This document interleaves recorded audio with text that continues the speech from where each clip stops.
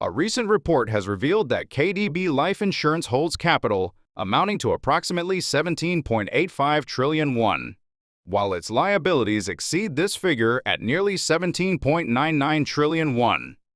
This discrepancy results in a negative net capital position, a situation known in financial terms as capital impairment. What is capital impairment?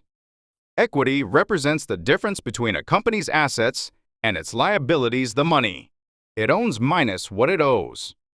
A business is considered financially stable when its equity is positive. However, if its debts exceed its assets, the company's equity turns negative, a condition referred to as capital impairment. Capital impairment can arise from various factors, including sustained financial losses, unsuccessful investments, or adverse economic conditions. KDB Life Insurance went through financial difficulties after acquiring Kumho Life Insurance in 2012, when market interest rates fell and insurance underwriting standards grew stricter, reducing the value of the company's capital. Eventually, their losses piled up, turning their equity negative. What makes capital impairment dangerous? Capital impairment is especially problematic for financial companies because they rely on customer premiums and deposits to stay afloat. If concerns about a company's stability become public, customers may withdraw their funds, worsening the situation. This can lead regulators to label the company a failing financial institution. Here, the designation is made by the government by law. It doesn't simply mean that the company is having financial difficulty, but rather indicates that it is subject to legal and institutional management. Therefore, the company may be restructured, merged with another company, or borrow the government's public money.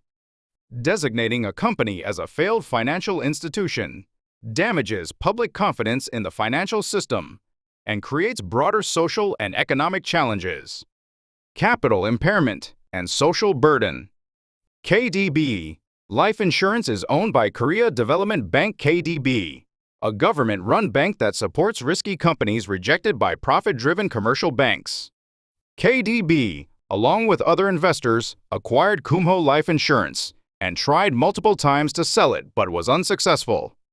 The bank eventually renamed the company KDB Life Insurance and made it a subsidiary. The problem is that the issue hasn't been resolved even after spending a massive amount of 1.5 trillion won so far. Therefore, the company must change its business strategy and restructure to reduce unnecessary projects. The government needs to keep an eye on the financial status of corporations and warn them in advance when necessary. In conclusion, KDB Life Insurance's capital impairment is a serious issue that could impact both the company and the broader national economy. Understanding these structures and systems will help us better examine society and the economy and become responsible citizens.